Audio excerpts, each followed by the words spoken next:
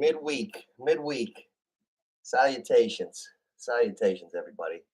How's it going? How's everybody doing?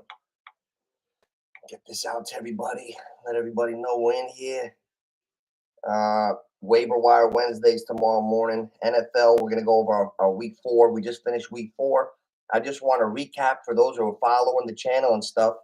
I'm gonna start to go over our best bets that we did on the Sunday morning live stream, so we can see how we're doing, trends, and you guys, you can stick with us for things that are moving along. Like, for instance, Sunday morning we had the Pittman ladder, the Michael ladder. His over under for receiving yards was like 47 yards. At 50 yards, it was plus 110, 60, 70, 80, 90, 100, 110, 120. He had 118 yards. We hit every ladder. That's one of them that was nice. We hit on Jacoby Myers. We hit on Lazard and Williams. The teams, Tampa Bay beat Philadelphia. That was nice. Minnesota. We liked Minnesota going up to beat Green Bay. We liked Indianapolis to upset the 3-0 Steelers, but we didn't know Joe Flacco was going to be the one to do it. Comeback player of the year, Joe Flacco. He was comeback player of the year last year for Cleveland. Was it last year or 2 years ago that they were saying that, oh, DeMar Hamlin got robbed? But I don't know. I think it was last year for Cleveland. But the Carson Steele era, the Chiefs, everything changed for the Chiefs. The Carson Steele era is over, and Kareem Hunt is the back right now. So the waiver wire, if Kareem Hunt is out there in your league with fab money, everybody's got the $100 fab for the thing on the Sleepers app and stuff like that. That's one you got to look at. There's certain guys that are just different type of athletes that are they can come 29, 32 and just give you lightning in a bottle. Deshaun Jackson was coming back still as of a year or two ago. He was 36, 37, lightning. Kamara's 29 now, didn't slow down at all. Henry, 29, didn't slow down at all. Kareem Hunt got the ball 14 times the other day. He took over already. Steele fumbled. And let me look at Kareem Hunt's numbers here. Kareem Hunt had a lot. What's up, T. Rich?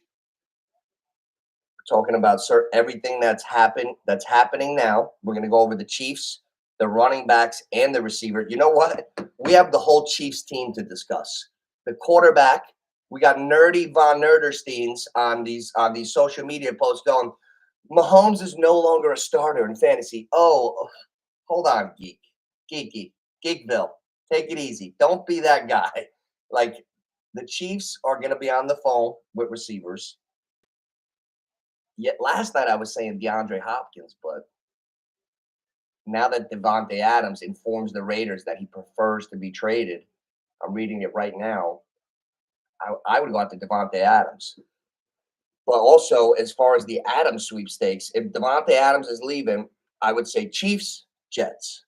Chiefs and Jets. Because if Rodgers could get Devontae Adams, and he's got Wilson, he's got Lazard and Williams, and then all those running backs and the defense. Now you're talking a ridiculous team. But the Chiefs, no Rashid Rice. Worthy's a rookie, and he's a special kind of player. Can he run that whole route tree and do what Rice does? No, not at this point in his career. So Kelsey, he got rid of that doofus haircut, and he got back to his Kelsey fade, and he started balling again. They need him now big time. You need Kelsey to be like the number one again. Finally, he was just stepping back into the other role. Now you need him again. But the Chiefs, Mahomes, you can't bench Patrick Mahomes. You're not benching the best quarterback ever. Like, I don't know. It's kind of crazy, but fantasy's weird. In Carmelo's league, my quarterback in all 3 teams right now is Jaden Daniels. I got him 3 different ways. I had Tua. Like, I'm not taking like bows here. I didn't do anything to deserve this one. I had Tua to start the season. Somebody in Carmelo's league dropped Jaden Daniels about 2 weeks ago. I grabbed him immediately. So I said to Mel, who dropped Jaden Daniels? He's like, I don't know. But we found out, and the guy that dropped Jaden Daniels, now perspective, he was like, oh, I couldn't use him. I got Dak. Dak Prescott, high numbers, yards, Cowboys. Like, I understand. Like, if you have your quarterback and you're doing things with your roster, you got injuries, and you can't hold two. Sometimes you can't afford to hold two, so you let Daniels go, and then sometimes somebody else gets him. That's why fantasy's crazy. I'm starting to pick up on different like things that happen every year. There's always like it's weird. I'm not keeping three quarterbacks in that other league. I just want you to know that, T Rich. Of course I'm not doing that. I'm trying. I want to see what's wrong with Richardson and which one I'm gonna drop. I'm gonna drop Richardson or Fields. I don't know which one. Justin Fields has just went ascension, ascending. Justin Fields, first of all, going into Sunday, I told you guys this on the live stream. I was like, this kid's got 11 games in his career with a passing and a rushing touchdown in the same game. Like, he's dangerous. He's very talented. He did it again. Now he's got 12. He put up a 34 in fantasy. Fields could be my backup. Richardson, he's not comfortable. I don't think he's going to have as good a season as Fields this year, Richardson. He's going through growing pains. But the real story, why are you guys ignoring Jaden Daniels? That's what I want to know. Like, the games he's having is outrageous. Outrageous. It's outrageous. 21 for wait. Let's just go over the whole year. First game, 17 for 24. Okay, that was his worst game. Second game, 23 for 29. 23 for 29. This is a rookie. Game 3, 21 for 23. Game 3, 21 for 23. That's like a Steph Curry free throw percentage from like a 2-game stretch. Game 4, this Sunday against Arizona on the road, 25 fantasy points, 26 for 30. Oh my God. Oh my God. This is like Lamar Jackson as a rookie, but passing like him now. Holy shit. We might have ourselves a superstar. You never know how they're going to pair up, bunching them up. You never know. Like, sometimes you'll get a guy like Stroud, and like, you've never seen a rookie like Stroud, and everybody knows it. So we're like, oh, nobody's like that. And then there's other guys that come in, they need their growing pains. So we don't expect another rookie to come in and tear it up. What if this one's better? What if Jaden Daniels is better than CJ Stroud? So far, he's better than CJ Stroud was the first 4 games. He is. I haven't looked at the numbers, but you can't be better than this kid the first 4 games of his career. It's ridiculous. He was the man at LSU. Did he win the Heisman or was he up for the Heisman? He was the best player in the country last year. Wow. But you never know if a guy's going to make it in the pros, but it looks like it. And here's what I love. Cliff Kingsbury. He was Johnny Manziel's coach. He started with Johnny Manziel. I watched the Manziel documentary, and Cliff Kingsbury was like, "Oh, Johnny didn't he didn't go to class. That's Johnny." Cliff Kingsbury, like, offensive guru, just coaching his plays. Players coach. He went into Arizona, buddying up with Kyler Murray, and Kyler Murray burnt him, cursed him out. They didn't get along. Kyler Murray didn't have success. Kind of blamed it on his coach. All of a sudden, Cliff Kingsbury leaves Arizona.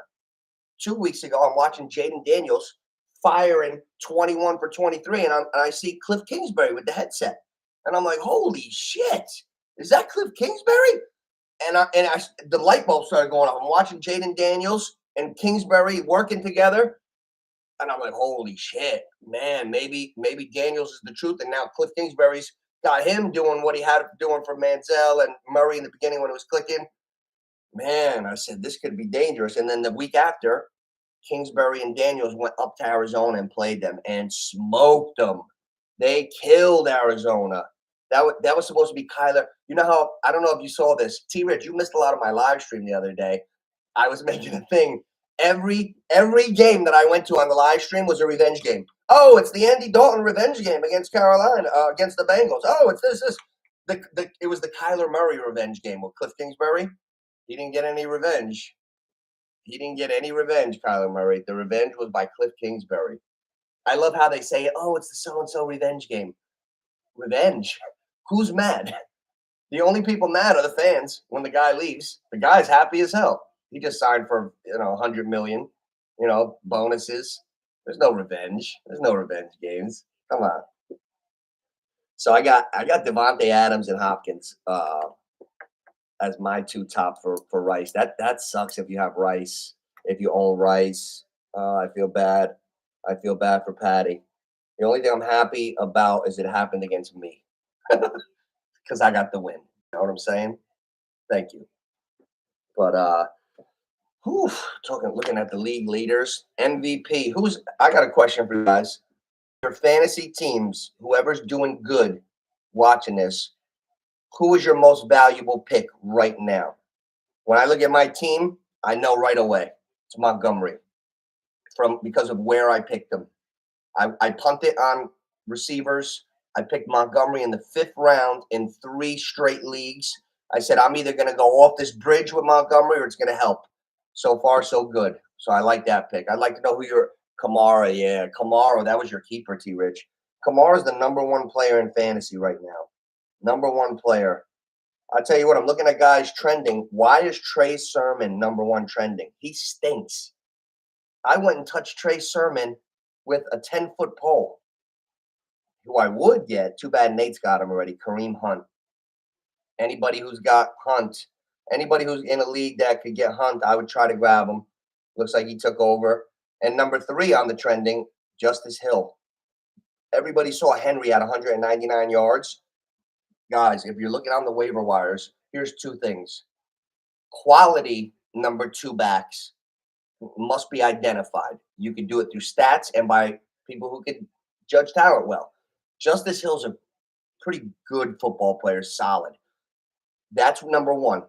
#2, if you look at Henry's game log, he just had 2 monster usage games in a row. They needed those 2 wins because they were 0 what were they? 0-2, then they just won 2. But they needed to run Henry 25 and 25, and they did, and they won. Justice Hill, last game, a couple nights ago, with Henry, had 21 fantasy points. What's this facial recognition shit? I hate this shit, man. Facial recognition, AI stuff. So anyway, Justice Hill had 21.6 the other night against Buffalo Sunday. That's oh my god. He had 4 carries for 18 yards, 6 catches for 78 yards. With Justice Hill catching 6 for 78, that's a guy. First, Henry's not going to get the workload. He's a solid player and #2 back, and he gets balls anyway. So I would take Justice Hill on the waiver. I would take a good hard look at him. Wicks is the receiver for Green Bay. He had a nice game. Which one of those Green Bay receivers got hurt? That's why Wicks is kind of bumping up. Fields and Flacco, but Flacco could just throw. He's old. Bigsby ran well the other day. I got Bucky Irvin. I picked him up a week early, but Bucky Irvin seems to be taking over in Tampa Bay. Every time he gets a couple carries, he does something good. Where do I have him? Oh, I got him in the NOOCH league. I thought I had him in your league, T. Rich. Where's Bucky? There we go. Let's see Bucky Irving. Bucky Irving, 10 carries, 49 yards. Whenever they let him play a little bit, he does good. He's had 10 fantasy points 3 out of the 4 games. Jets play in London. I think London, whatever. Jets are overseas Sunday morning. That's a weird game to call. Looking at the week 5 matchups. Tough week, boys. Now, what did we see here last week? We saw Kansas City lose Rice, and the main thing is they're going to get Devontae Adams or Hopkins. Nothing else surprised me. Now, this week, Tampa Bay, Atlanta, Thursday night. That's a divisional game. Those games are like coin tosses. We're better off taking first quarter alternates yards and stuff in that. Jets, Vikings. Oh man. Did anybody see my video on Bo Nix? Oh, what a haircut he had warming up. He won too. That's the guy who beat Rodgers. The business in the front, party in the back. Hairdo. Jets are only 2.5 point underdog. Minnesota was just a 2.5 point underdog at Green Bay. Now they're a 2.5 point favorite against the Jets. Oh, it's in London, neutral site. I don't know. Those London games are always sloppy, dreary, field with grass popping up. Looks like dog shit flying in the air. There's always like sod, always like a non-firm ground. I don't know what. Stay away from that one. I just hope Jefferson breaks off a couple big ones. Okay, here's a problem. Baltimore is at Cincinnati. I don't see Cincinnati winning. I think Cincinnati is shaky. Now Baltimore looks like, as far as playoffs, here's what I did see from the first month of the season. Watching Baltimore now, they look like they're going to be a playoff team to me. Last night, watching Seattle and Detroit, that looked like a playoff game. To me, I had deja vu last night. I feel like we're going to see Geno and Goff and those two teams in a playoff game in the first round or something. Like, those two teams look like playoff teams to me. Kenneth Walker looked strong. Geno looked great. DK, Smith and Jigba, the full team. Detroit, Montgomery and Gibbs, and the way Goff was throwing last night. Wasn't Goff perfect last night? Goff was 18 for 18 last night. Oh, my goodness. Detroit, everybody was so worried about them.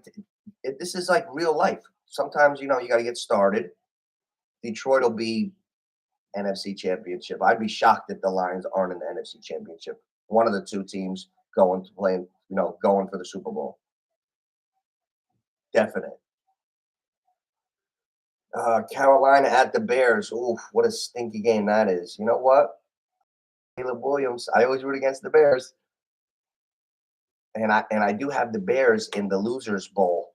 We pick teams. You get 3 teams each week, but the 3 teams you have are for the whole season.